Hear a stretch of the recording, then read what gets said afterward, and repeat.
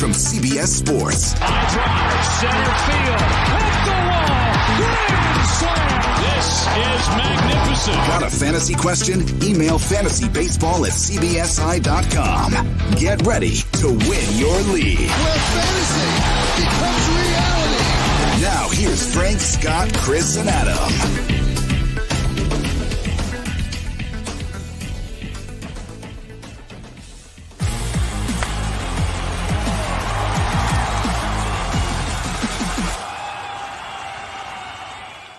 And we have our first pretty big injury of the spring. Welcome to Fantasy Baseball today. Frank Sanfield joined by Scott White.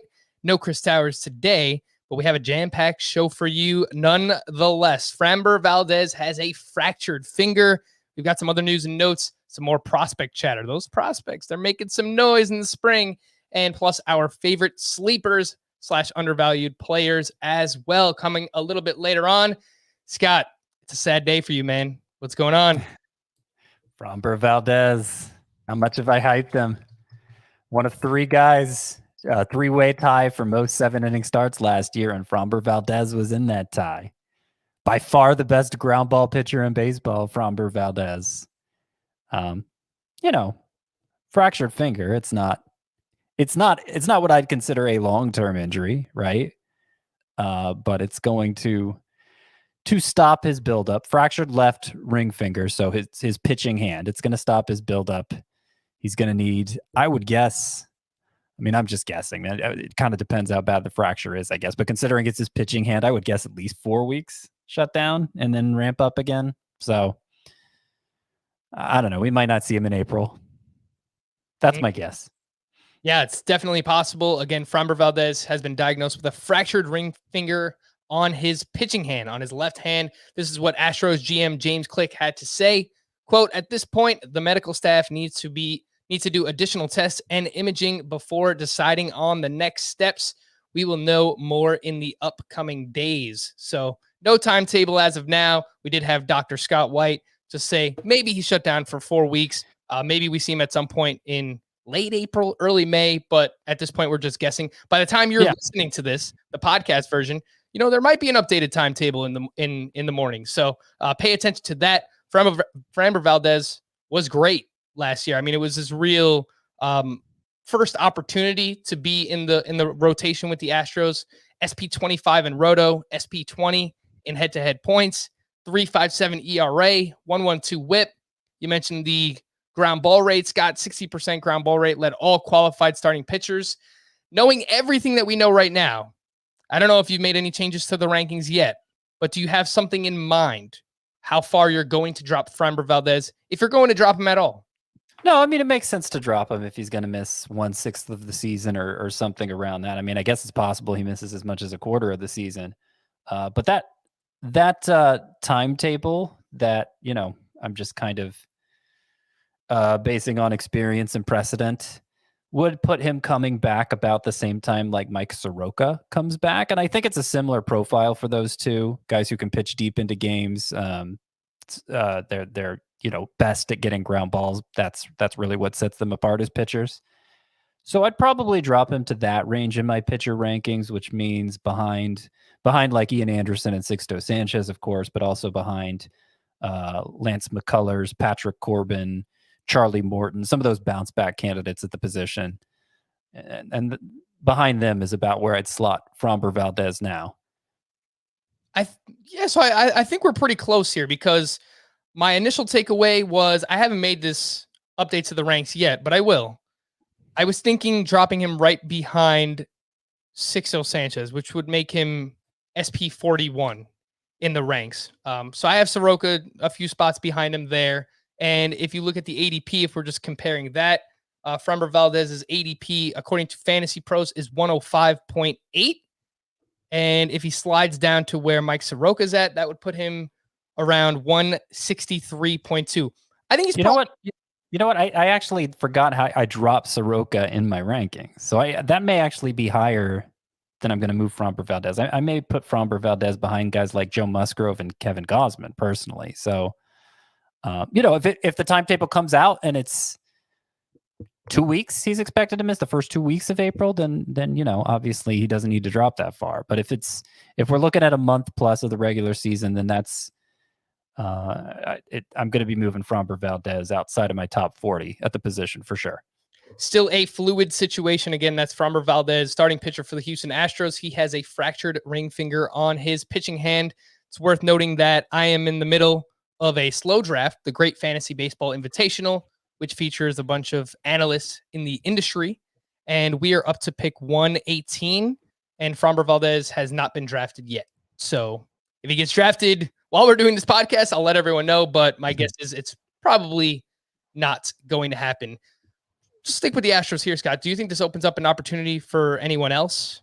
Do we have like a Forrest Whitley on our radar? I mean, he'd have to light it up this spring as much trouble as he's had over the past couple years in, like at the alternate training site and in the minor leagues 2 years ago. I don't think he would be the front runner. Roster Resource puts Luis Garcia in that spot. I mean, I don't think Josh James is going to be ready to go at the start of the year. So yeah, it's nobody really to get excited about. Yeah, the rumors that I saw had Luis Garcia in, which he has some upside. He's not a total dud, but it's not somebody who really needs to be on your radar in a standard mixed league. AL only. Remember the name, Luis Garcia, Forrest Whitley, if he performs well in the spring. Before we get to news and notes, I just want to remind everybody about Paramount Plus. You've probably seen the Journey to Mount Paramount spots featuring Bill Cowher, James Corden, Patrick Stewart, and Beavis and Butthead. It is quite the squad. But Paramount Plus is live sports, breaking news, and a mountain of entertainment. You can go straight from game day to movie night with Paramount Plus. Stream iconic movies like The Godfather, Indiana Jones, and Mission Impossible, and new episodes of critically acclaimed original series like Star Trek Picard, The Good Fight, and The Stand. And get this, it's where you can dive into live sports from us, CBS Sports, including the NFL March Madness, which is coming up, the Masters, and Champions League Soccer. Plus stream hit shows from CBS, Nickelodeon, MTV, BET, the Smithsonian Channel, and Comedy Central. Live sports, breaking news, and a mountain of entertainment. Paramount Plus streaming March 4th, which, when you are listening to this podcast, will be today. So there you go. Get on it, Paramount Plus. I should have also reminded people the programming schedule for the month of March. Should have done that on March 1st, but that's what a good host would do. So I apologize, but we will legitimately have 31 podcasts in 31 days. One podcast for each day this month. Monday through Friday, you'll get your normal fantasy podcasts with usually Scott, Chris, and myself. Saturdays will be a bonus mailbag that we'll do every week in the month of March to get you ready for your drafts. And Sundays will be our buddies Danny Vietti and Will Middlebrooks. I know some people have left some feedback regarding Danny and Will. They're great guys. They definitely know their baseball. They don't talk as much about fantasy, but they've had some great guests on the podcast. Marcus Stroman was on that podcast a couple of months back, and he was talking about that split changeup having a new pitch before he even featured it in spring training. So there's definitely some interesting nuggets that you can get from that podcast as well. They'll have Michael Wacha from the Tampa Bay Rays coming on the podcast this Sunday. Some news and notes, Scott. Victor Robles exited Wednesday's spring training game against the Marlins after he was hit by a pitch on his left forearm. I don't know that matters much. Sounds like he's going to be okay. The bigger news is that he was leading off against a righty with Juan Soto batting second and Trey Turner batting third. Manager Davey Martinez really wants this Victor Robles leading off to be a thing. Now, I'm not really a Victor Robles guy. Based on what I've, picked up from you, doesn't sound like you're a Victor Robles guy, but the ADP is 177.2. And if he's leading off, he can steal 25 plus bases and score 90 plus runs. And that definitely has value where he's being drafted right now. Yeah. I mean, the fact that he's more discounted than he's ever been, I guess, is the most interesting thing about him. We've done the Victor Robles leadoff hitter saga before, and he just wasn't good enough to keep doing it. So ultimately, it's going to come down to how he performs. And so I can't get that excited about what's happening here in spring training, because if he's too easy of an out at the top of the lineup, they'll just move him down. And that's what he's been so far in his major league career. But he's still very young, still very fast, a lot of steals potential. And those deeper rotisserie leagues, especially, I think, obviously you're not paying all that much for him. Victor Robles, still just 23 years old. He'll turn 24 in May this year. And back in 2019, he didn't hit very well. 255 batting average, 745 OPS, but 17 home runs and 28 steals. Again, it could play. So just pay attention to this situation.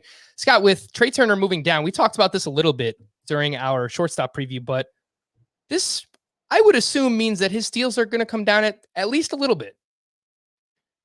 Yeah, again, if it lasts, but like Right. we've been down this road with the Nationals in spring training with Trey Turner, this conversation exactly, and Victor Robles, this conversation exactly. So it's going to be seeing is believing for me at this point. And I that's about all I have to say on it right now. JT Realmuto, who is regarded as the consensus number one catcher in fantasy baseball, fractured his thumb a couple of weeks ago now. He will undergo an X-ray at the end of this week to determine whether he can remove his cast. So obviously pay attention to that, because we need JT Realmuto, already a very bad catcher position. Pablo Lopez, whom I have as a breakout this season, you can read it on CBSSports.com, my breakouts 2.0, has been working on a breaking pitch to add to his fastball, sinker, cutter, and changeup. Lopez had this to say, quote, "As a starting pitcher, your main focus is you have to go through the lineup 3 or hopefully 4 times. So the more good pitches you have that you feel comfortable throwing in any count, the more unpredictable you remain, which is a huge weapon. You don't want to fall into patterns. You don't want to become too predictable." Last season, Pablo Lopez finished with a 3.61 ERA, a 1.19 whip, with over a strikeout per inning, and he saw a decent sized jump in his swinging strike rate. 10.2% in 2019, 12.1% last season. The ADP for Pablo Lopez, 140.8. It's a little high. I will agree, but I think there's some legitimate potential here. I think I'm more optimistic on Pablo Lopez than you are, right, Scott? Yeah, I mean, I don't really see the upside for more than he delivered last year. 3.61 ERA, 1.19 whip, 9.3 K per 9. He has set a goal of exceeding 200 innings this year, which is why he's developing this breaking ball, why he's talking about facing, wanting a bigger variety of pitches so he can go through the lineup more times. But in terms of innings buildup, it would be aggressive for him to make it all the way to 200 innings. It'd be aggressive for him to make it all the way to 180. And like developing a breaking ball, it doesn't sound like he's developed it yet. It sounds like he's experimenting with grips and trying to find a pitch that moves the way he wants it to. And like breaking balls don't go on trees. You can't go out and get one at the breaking ball store. It's like, just because he's trying to doesn't mean it's going to happen or that it'll be any good. So that's, again, I don't really see this as reason to upgrade Lopez. Where'd you get that breaking ball? The toilet store. So ridiculous. I will just point out I think if Lopez just does what he did last year over however many 160, 170 innings, 3.61 ERA with a 1.19 whip, that is nothing to sneeze at. Yeah, no, I mean he would make up the very small middle class at starting pitcher with those numbers. Like it's not borderline ace numbers, but it's certainly numbers that you want in your lineup, that you could have in your lineup every time through. Do you remember that game last year, Scott? I'm sure you do, where the Braves scored 29 runs. Yeah. Pablo Lopez was the starting pitcher for that game, and he allowed 7 earned runs in 1.2 innings pitched. If you take away just that start, which you shouldn't do this, but I always do it. He would have had a 2.61 ERA in his other 10 starts. I think Pablo Lopez is really good. So I'll just leave it there, but we will pay attention throughout the spring to see if anything comes of this breaking ball with Pablo Lopez. Miles Michaelis is dealing with a shoulder injury. He also had surgery on his right flexor tendon last July. He was expected to be in the opening day rotation for the Cardinals. Now I'm not so sure. Maybe this opens up a rotation spot for Daniel Ponce de Leon. Any interest there, Scott? Alex Reyes, I think, is technically competing for a rotation spot too, though also kind of competing for the closer gig. They still don't really know what they're going to do with him. So I don't think if Michaelis is out, it'll be for long enough for really anybody to seize the role in his absence. So not really. I mean, there's strikeout upside for both of those, especially Reyes. But I don't see this being the situation that allows them to have a job permanently. John Lester will have a thyroid gland removed, and the team hopes that he will be back pitching within a week. So we wish you well, John Lester. Not really a fantasy option anymore, but just hope he's all right. And this one as well. Not really fantasy news, but Yankees manager Aaron Boone. Of course, I got to give him a shout out. You see the stuff behind me. Aaron Boone had surgery to get a pacemaker and should be back with the team within the next week or so. So best wishes to Aaron Boone. But speaking of those Yankees, the Bronx Bombers, Corey Kluber made his debut on Wednesday night, and he threw 2 perfect innings with 3 strikeouts. So exactly what Scott White wants to see. It kind of makes me look a little bit foolish right now, but we'll continue to follow Corey Kluber this spring. He had 4 whiffs on 22 pitches. As for the velocity, which I think is the main thing to pay attention to here, Kluber threw 7 sinkers and 2 four-seam fastballs. So 9 fastballs in total. The average velocity for each. The sinker was at 91.1 miles per hour. This is according to Baseball Savant. And the four-seam averaged 90 miles per hour. I will just note that back in 2018, both of those pitches averaged 92.4 miles per hour for Corey Kluber, but this is his first start since opening day last year, and there's obviously still time to build up. So any takeaways here, Scott? I mean, it was exactly what you want to see from his first outing. I mean, I guess not exactly. You could see the velocity being a little higher, but in terms of effectiveness, and we'll just keep watching him this spring. If he continues to deliver outings like this, I think his stock will continue to move up. If we're going to continue to hype up Andrew Vaughn, prospect for the Chicago White Sox, which we did yesterday, and I think rightfully so. I'm very excited about him. It sounds like Scott's very excited as well. We have to show a little love to some of the other top prospects who have gotten off to pretty good starts as well. So let's start at the top with Wander Franco, the number 1 prospect in all of baseball for the Tampa Bay Rays. He went 2 for 3 with a home run on Wednesday. He is just 20 years old, has not played above high A ball. Scott, when are you thinking Wander Franco is up? Do you think it's this season? Yes, I think it's this season. I think it's probably sooner in the year than later. They had him tagging around with the team in the playoffs last year in the World Series for sure, in case they needed to call him up then. So they must not be thinking he's that far off. And, you say shortstop's blocked by Willie Adames, but like if the talent's ready for somebody like Wander Franco, you find a spot for him, especially if you're competing as the Rays are. I think it'll be pretty early on. I actually think he's going too late in drafts considering he's the top prospect in baseball. The ADP, when I saw this on Fantasy Pros, 402.4. That's even lower than last time I looked. That's pretty wild. So yeah. I agree. I don't know if it'll be at shortstop. They'll find a way to make things work. If Franco's performing well, it sounds like they want to get him up. It wouldn't be crazy to see a 20-year-old, be with a major league team. We saw Juan Soto do it a couple years ago. We've seen other players do it as well.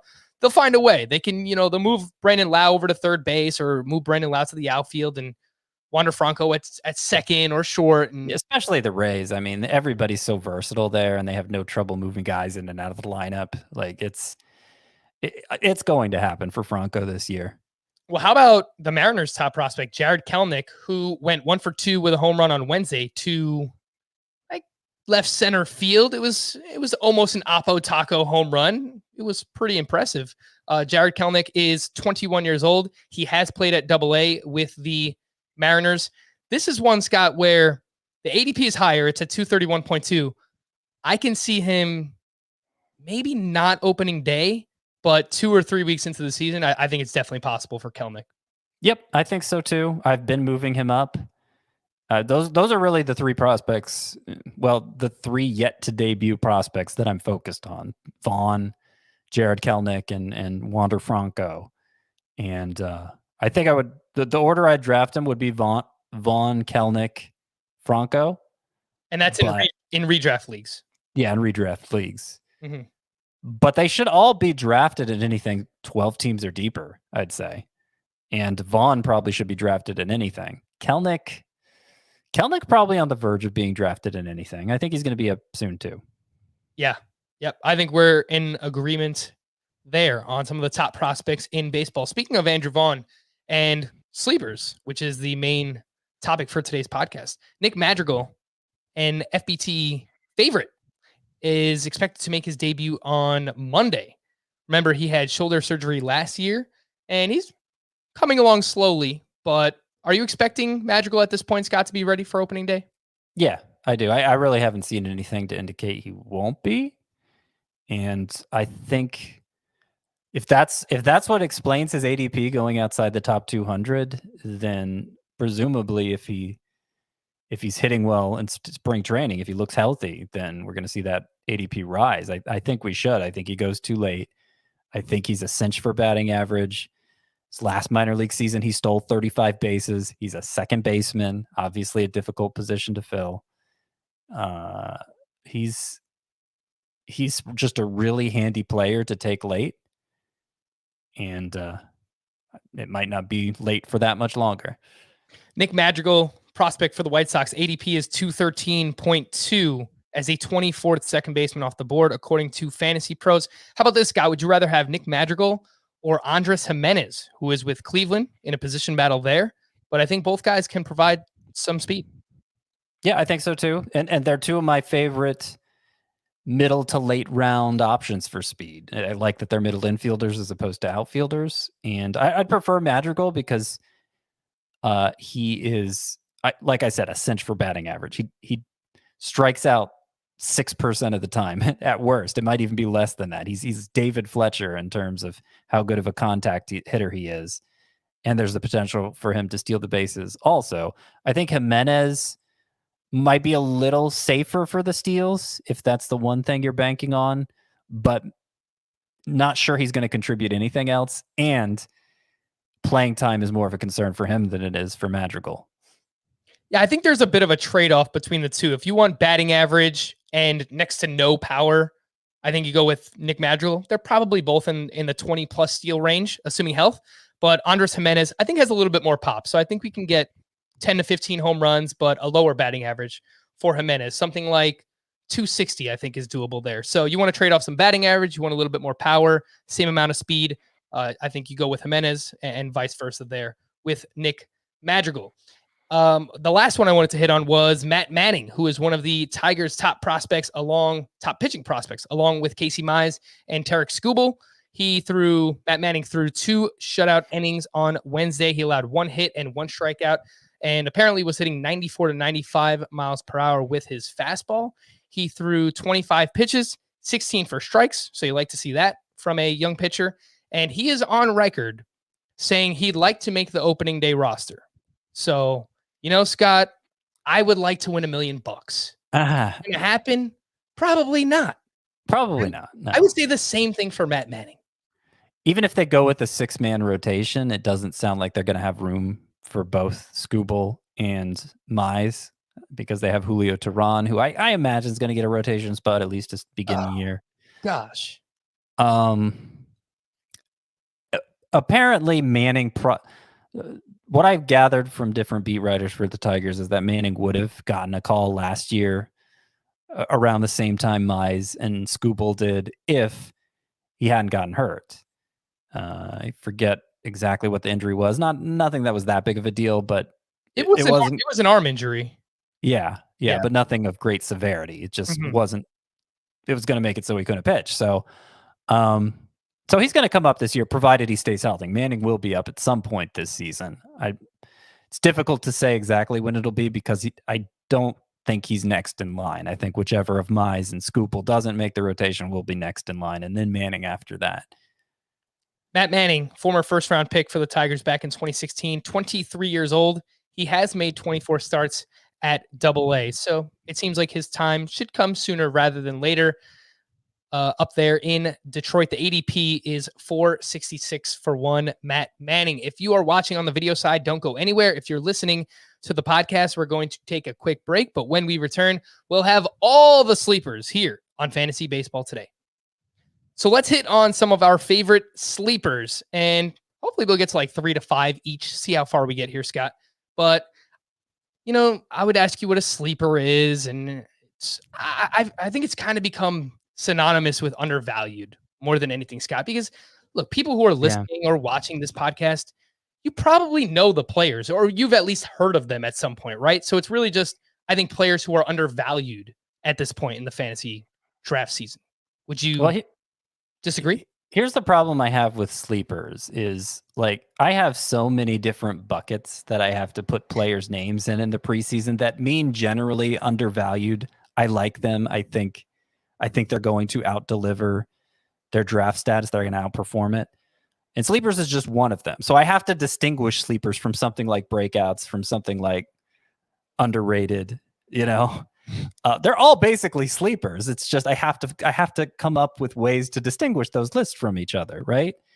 So what ends up happening is my sleepers, which is going to probably be the most trafficked column of them. Wow. Weird flex. All right, Scott. Flexing on everybody. No. Just of the ones of those different ones I write, the sleepers is probably going to get the most traffic because it's the term sleepers, But I'm not as excited about my sleepers as like my breakouts. And we're going to do a breakouts column. I mean, we're going to do a breakouts podcast, so I'll have a chance to talk about them still.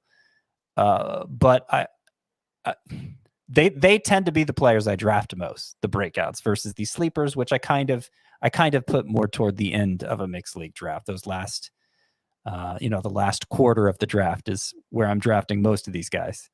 Speaking of breakouts, that will be tomorrow's podcast, the main topic of discussion on tomorrow's podcast. So, I would talk about some undervalued guys, but I've talked about these guys a lot. Austin Meadows, who hit another home run, by the way. I love Austin Meadows. I think he's undervalued. The ADP is rising. Chris Paddock, Giancarlo Stanton, Carlos Correa, Gary Sanchez. I like all those players a lot. I think they're undervalued. They're all going inside the top 160 picks, but I think at this point you've heard my analysis of those players. So let's hit on some true sleepers, Scott. Your number one sleeper heading into this season is blank. Number one, you gotta narrow it down to one guy, huh? Well, we're gonna talk about a lot of them, but who's your favorite? Man, that's a lot of pressure to pick out my favorite. I'll just pick one. It's not necessarily my favorite. All right, when we get to your favorite, though, you let us know. Oh, I know who my favorite is. Okay, I got it. Trey Mancini's my favorite. Trey Mancini, you couldn't call him a breakout because the breakout already happened. But he is a sleeper because he's getting drafted much later than I think he should, given what I expected him to deliver. Forget stolen bases, because obviously he's not a contributor of those, but the 4 other categories: 291 batting average, 35 home runs, 97 RBI, 106 runs scored. That's what he did in 2019. A stud, any way you look at it. Now, some people were thinking, okay, maybe that was too good to be true. Maybe he was a one-year wonder.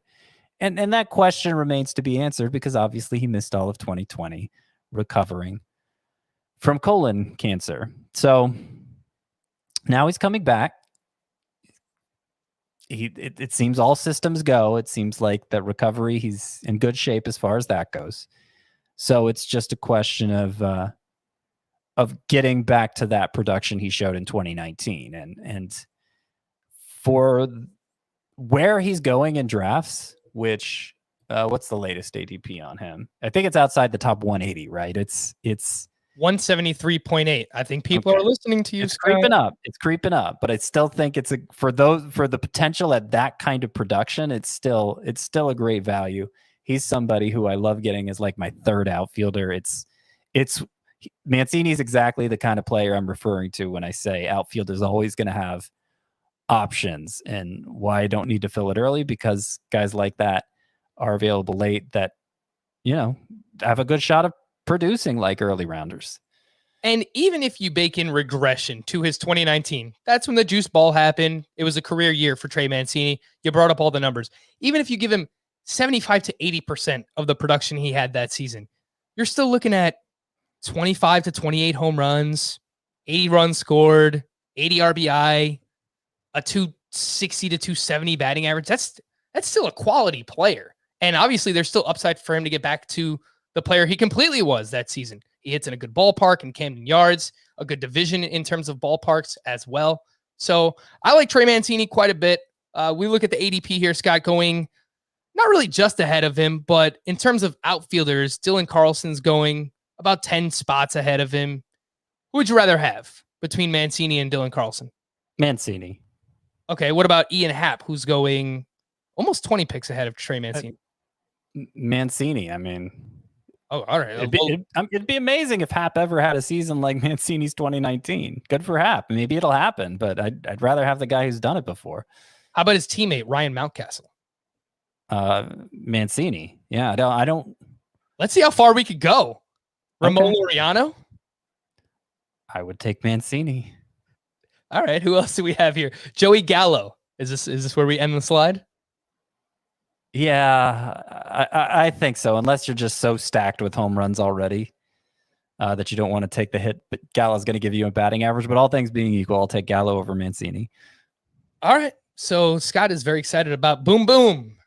We obviously are wishing him well and hope that, so far everything seems good. He's playing in spring games and hopefully his health remains and he can stick with the Baltimore Orioles for the entire season. That would be truly awesome. My number one sleeper, I'm kind of in the same boat as you. Do I have a number one? Not really. I like those undervalued guys more than anyone else. So I'll go in order of how I have them written out here. But Nick Solak, you see the hat, guys, Texas Rangers and girls, if you're watching. But Nick Solak with the Texas Rangers, the ADP is 184.4 according to Fantasy Pros. And you might be skeptical of me choosing somebody who hit just 2 home runs last season, and now they're deadening the ball. But Nick Solak does have a solid history of power in the minor leagues. And last season, the StatCast numbers in general were not great, but max exit velocity, which usually translates well with in-game power, 111.7 miles per hour. That ranked 43rd of 142 qualified hitters for Nick Solak. So it's not astronomical, but it's still pretty good. 2019 in the minor leagues, mentioned he had some pop across 115 games for Nick Solak. He batted .289, 27 home runs, 5 steals, an .894 OPS. And look at the steals. I think that he can provide double-digit steals over the course of a full season. He just had 7 steals last year in 58 games with the Texas Rangers, and Solak ranked 91st percentile in sprint speed. The Rangers will run. Scott, I saw Chris Davis with a K steal third base in a spring training game the other day with the Rangers. Since Chris Woodward became their manager in 2019, the Rangers have by far the most steals in baseball. They have 180 steals. I think the next closest team's like 15 or 20 steals behind them. So they are going to run. I think Nick Solak's probably a better roto play, but I think a sneaky 15-15 candidate.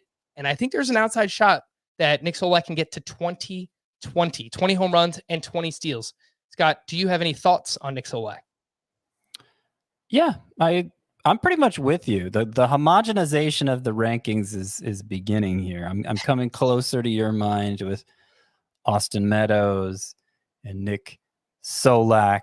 Yes. And who else? Who else was I moving up? Chris Paddock. You move Paddock up? Channeling my inner Frank. Yes, Paddock. I'm moving him up with revelations about his spin rate. So it's inevitable, and it has begun. The homogenization of the rankings, the mind melding.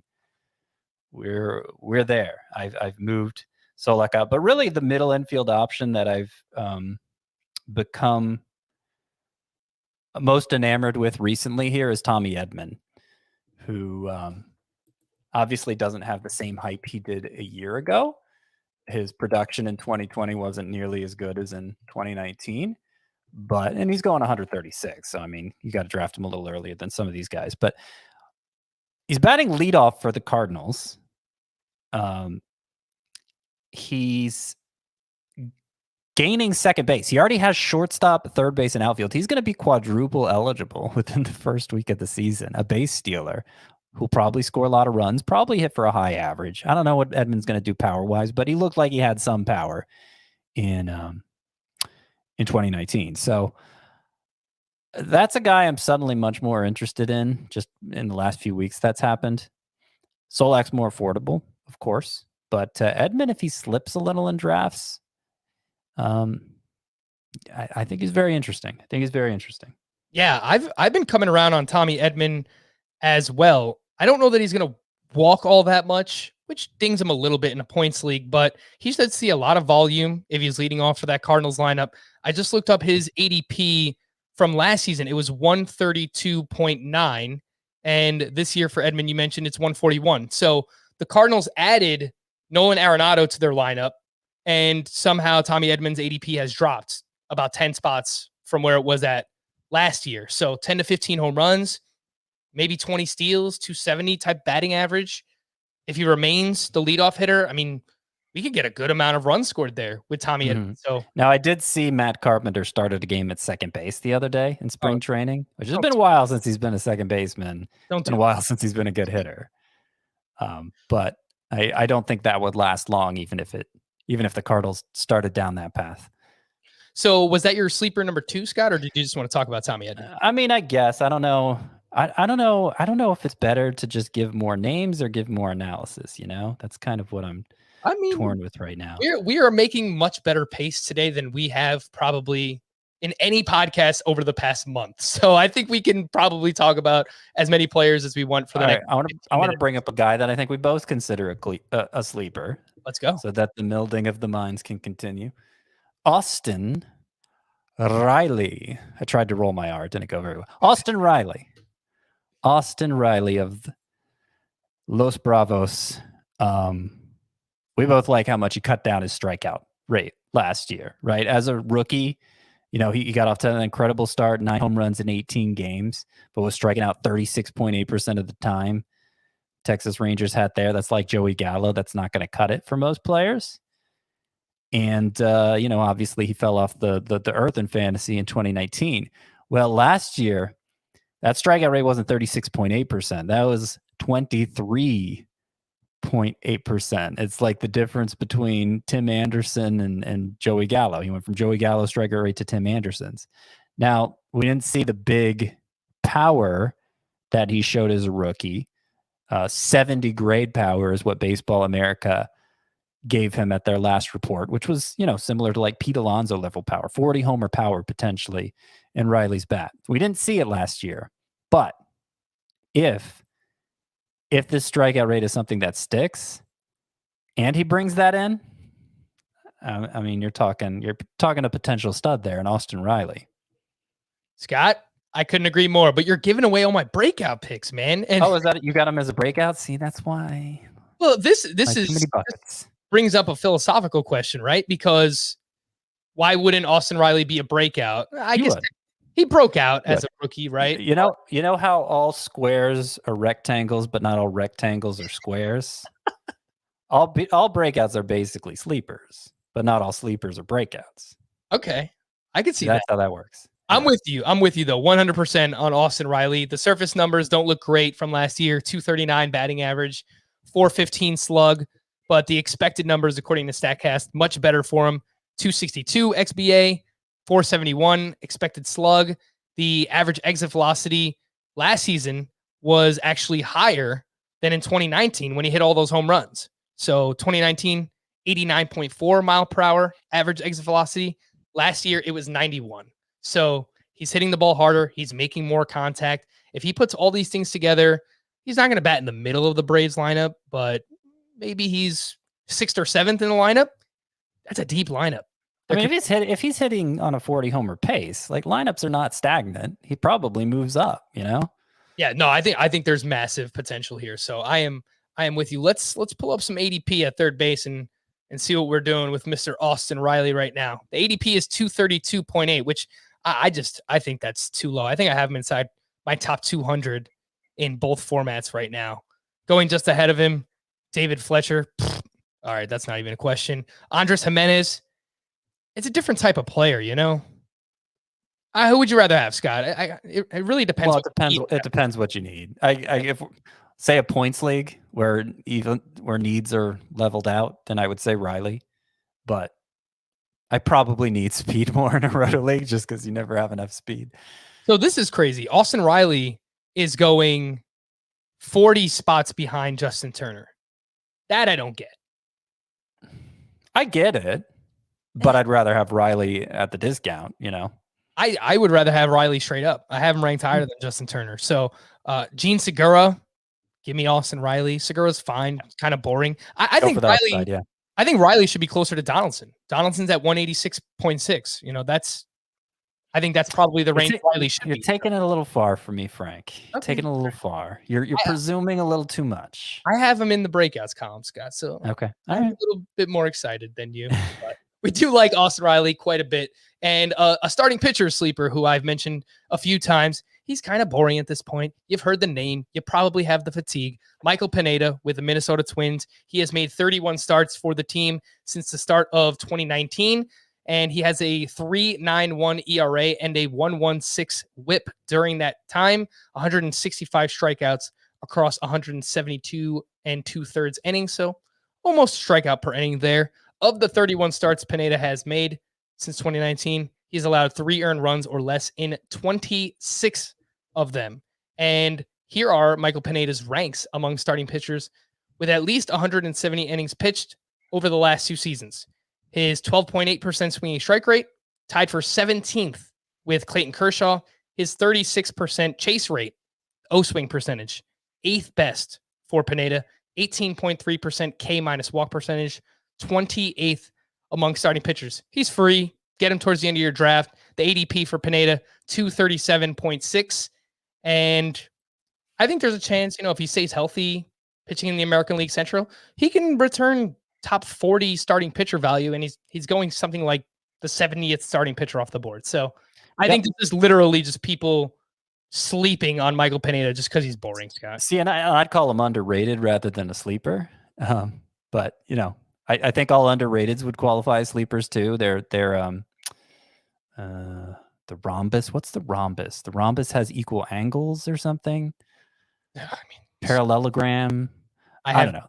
I haven't been in school for a long time. No, a rectangle has to have all 90-degree angles. So I don't know. The analogy's falling apart, but you get what I'm saying. I think also, who are we talking about? Sorry. Michael Pineda. Michael Pineda. Yeah, no, I think he's somebody who can be part of a very small middle class pitcher too, because he's not going to take a step forward, but he's going to throw a lot of innings. The whip's going to be good. He's going to be kind of high, but whatever. He's going to be solid. He's going to be much more solid than his ADP would suggest. My favorite sleeper starting pitcher is Griffin Canning. Talked about him a few times. Let's talk about him again. Let's talk about what was going on with Griffin Canning, who I liked as a sleeper at this time last year too. Come to find out, bum elbow in spring training. He's getting PCP injections. Everybody's like, Tommy John, is that coming next? Everybody backed off of him, including me. But he's ready to go when the season finally does start. Doesn't look right. Slider that made him so strong as a rookie, and it's not getting the whiffs it used to. Everybody loses faith again. But late in the year, the slider comes back. It starts getting the whiffs again. And in the meantime, he was working to develop a curveball that paired with the slider to make everything better. His final 5 starts, his swinging strike rate jumped from 9.9 to 14.5. It's a big jump. K per 9, people will probably relate to this better. 7.5 in his first 6 starts, jumped to 10.4 in Griffin Canning's last 5 starts. All the numbers got better in those last 5 starts, and I think he's back on the sleeper path. It's not uncommon to see him go completely undrafted. ADP 298. He's the 384th player off the board on average. I like Griffin Canning. And he is going behind some very questionable names too. He's going behind Caleb Smith, who, outside of a few starts that he had with the Marlins, I think it was at the beginning of the 2019 season, Caleb Smith has not done anything. Tanner Houck, there's some sleeper appeal there, but again, not as much as Canning. Not as much as Canning, I would agree.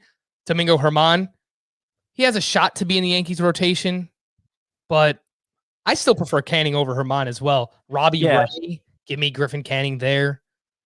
Michael Kopech, some upside, but you don't know what the role is going to be. It sounds like he's going to start in the bullpen. So, yeah, I'm with you on this call. How about all the way up at Dane Dunning? Who would you rather have between those two, Scott? Canning or Dunning? For some reason, I haven't been that excited. I liked Dunning when he first got called up and he was getting all these swinging strikes. But you backed off a little bit.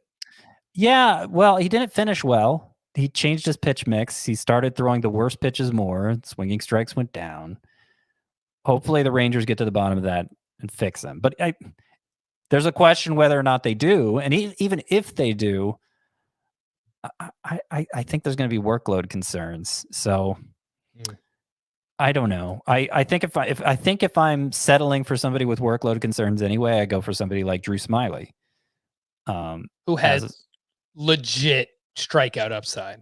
I mean, among pitchers with at least 5 starts last year, Smyly had the best K per 9. Second best was Shane Bieber, who had a lot more than 5 starts, but Drew Smyly was number 1. Those 5 starts were pretty short, but the velocity was a lot better on the fastball. The jump, I think it was the biggest jump of any pitcher in average fastball velocity. Really hard to see him throwing even 150 innings this year, given the injury history, given how few innings he's thrown. But the Braves made an $11 million investment in him. They want him to start every 5th day. We'll see how it goes. Along those same lines, if I can sneak another name in here. Go ahead. A rising sleeper for me is Eliezer Hernandez. We talked about Pablo Lopez earlier. Eliezer Hernandez also has the goal of pitching deeper into games and is also incorporating a new pitch to do it. He's incorporating a changeup. It sounds like that's further along in the development than Pablo Lopez's breaking ball, which you can't even say what kind of breaking ball it is. Eliezer with just the 2 pitches, the fastball and the slider last year, he was similar to Drew Smyly in that he was getting a ton of strikeouts, 11.9 K per 9.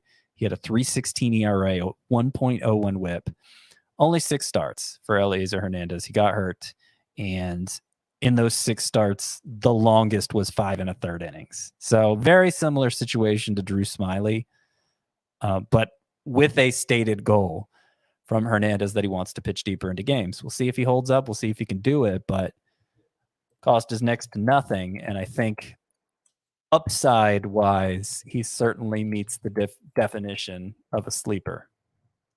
Eliezer Hernandez has an ADP of 274.2. Scott, who would you rather have between the 2 sleepers you just brought up, Griffin Canning or Hernandez? Oh, Canning for sure. I thought you were going to say Smyly or Hernandez. That's a tougher call. Well, Smyly. So I had the option of nominating one or the other for $1 at the end of our head-to-head salary cap draft the other day, and I went with Hernandez just because it was fresh on my mind, that story about the changeup. I regretted it afterward.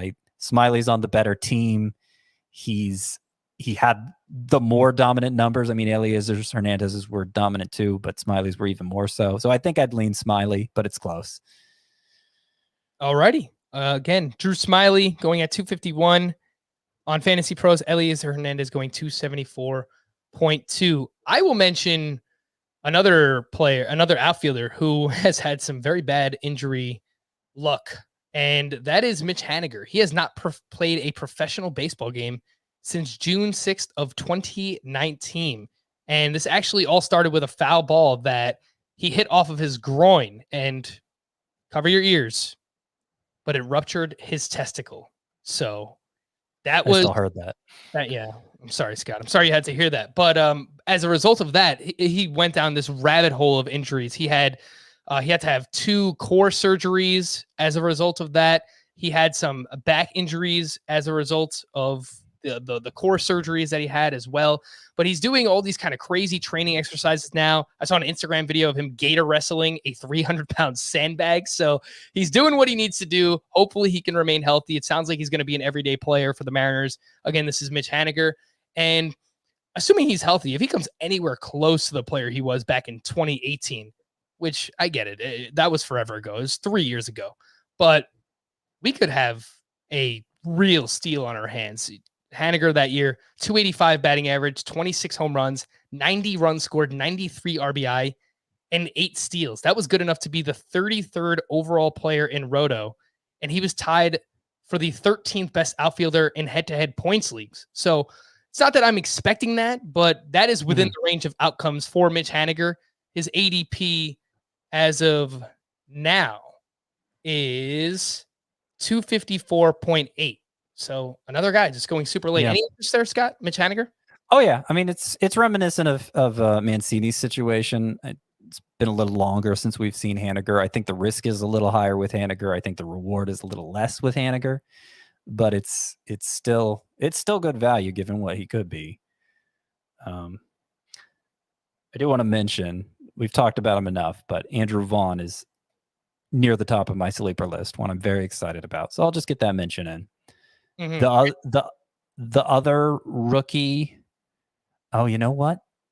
Does debuting in the postseason count as debuting still? He has no regular season stats to his name. And I just said I don't the think 3 yet to debut prospects that I would be prioritizing are Vaughn, Jared Kelenic, and Wander Franco. But that leaves out Alex Kirilloff, who technically did debut in the postseason. I think he went 1 for 4.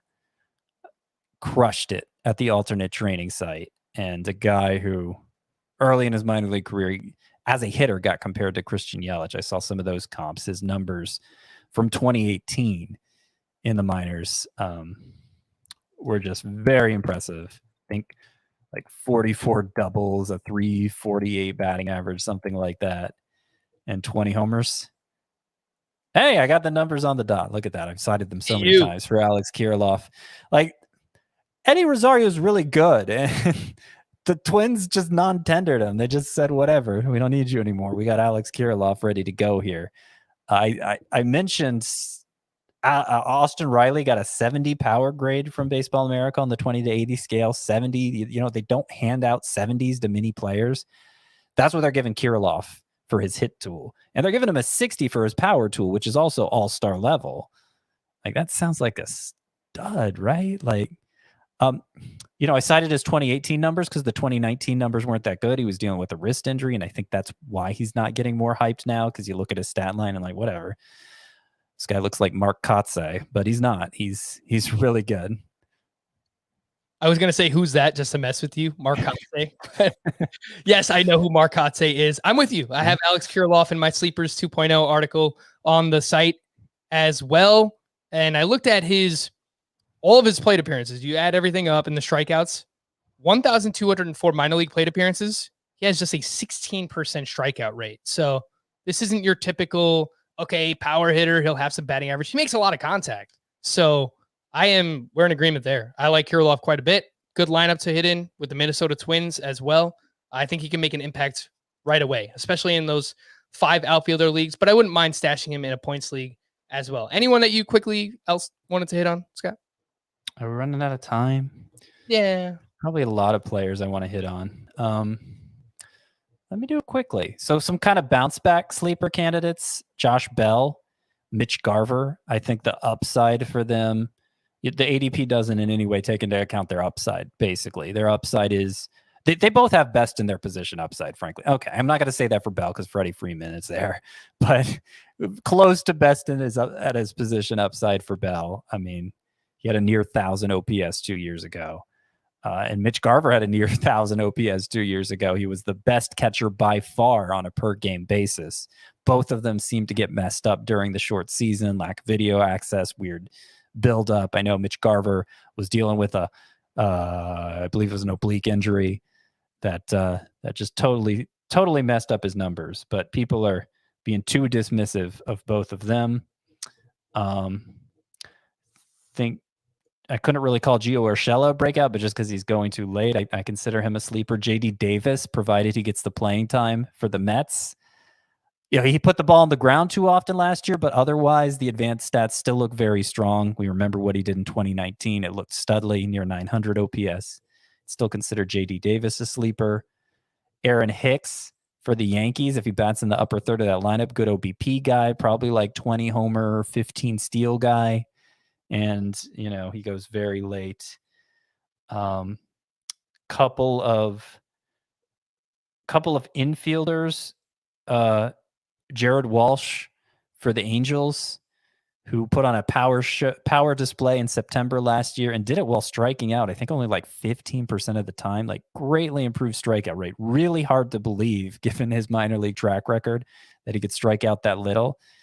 But if he does, then I mean, he could be a big asset for you. Brendan Rodgers, post-type sleeper for the Rockies, former top prospect, seems like he's finally getting his chance. I like grabbing him late. Bobby Dahlbeck hit 2 home runs in the Red Sox spring training game, 8 down the stretch last year. 3 true outcomes guy probably, so you got to guard the batting average, but could be a big source of power for very cheap. I don't know. I could keep going. Dahlbeck is crushing it too. I think he had 2 home runs, a double dong on Wednesday in spring training. Both of them went to the opposite field. I was watching that game live. And Willie Castro is really starting to move up my sleeper ranks too, because 2 long home runs this spring. And I was most concerned by, he had great numbers last year, but did not impact the ball that hard. Seems to be impacting it hard now.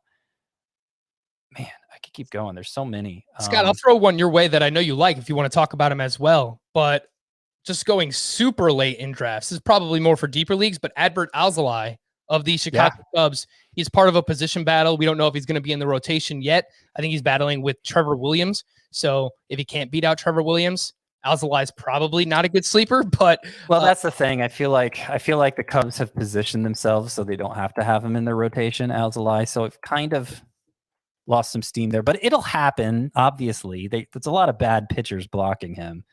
Developed a slider last year, and it became his best pitch. A really elite swing and miss pitch, and he just developed it last year.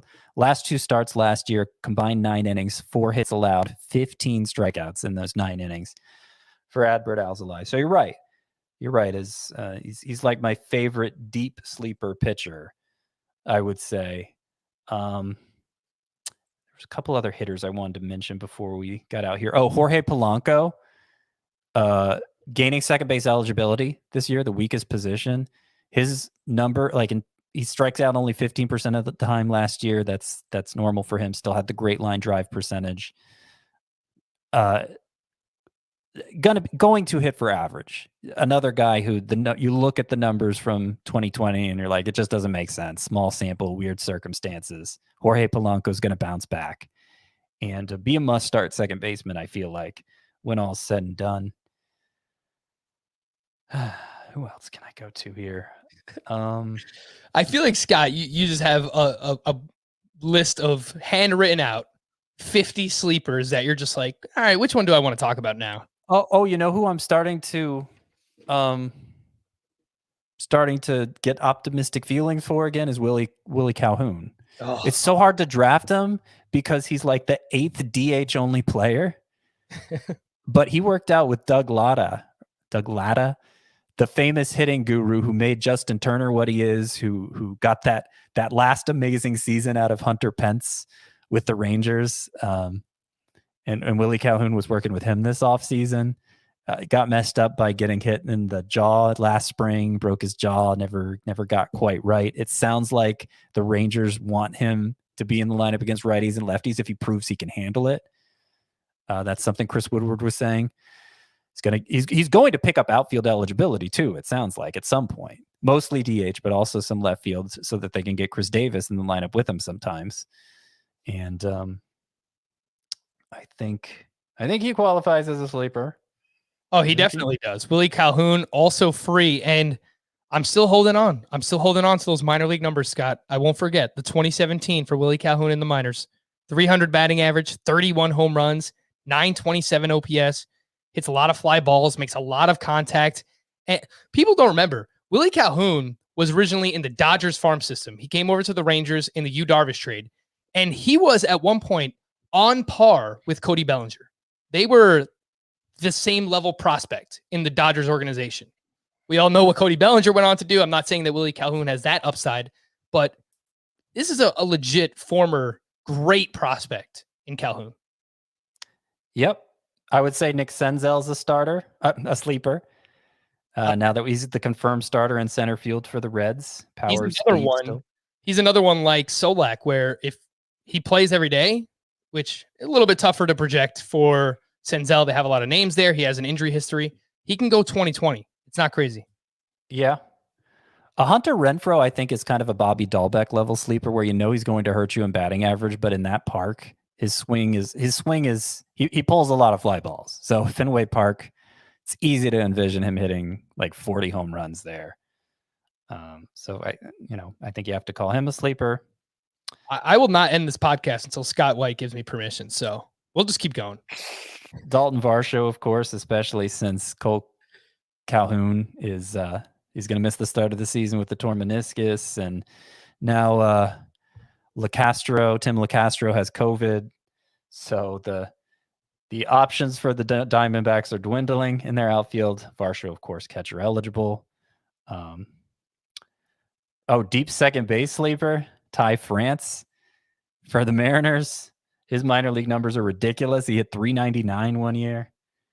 It's not clearly it was inflated by his surroundings and the ball and everything, but a guy who could hit for average and decent power, I think. I mean, the list could, like, I do a deep sleepers column toward the end of draft prep season every year where I just kind of throw in all my last sleepers, and it usually ends up like 30 players long, and it's just way too much. But yeah, I think nobody else is burning my tongue. Oh, wait, we haven't mentioned a single relief pitcher sleeper. So just for people who only listen to this podcast because sleepers is such a buzzword, I'm going to say my favorite relief pitcher sleepers this year are Will Smith of the Braves and Amir Garrett of the Reds. Despite the uncertainty surrounding who's closing for those teams, I think it's going to be them. I think there are no good alternatives really. None that makes sense anyway over them. So Will Smith, Amir Garrett, if that's my closing duo to start the year, I'll feel really good about it. So would you say that it's closing time on the podcast? Sure. Closing time for them, closing time for us, I gather. And yeah, I guess we'll just leave it at that. All righty. I mean, you gave us a ton of names. No one can complain about this sleeper podcast here on Fantasy Baseball Today. For Scott, I'm Frank. Thank you all for listening and watching Fantasy Baseball Today. We'll be back again tomorrow. Bye-bye. Breakouts, they're sleepers too.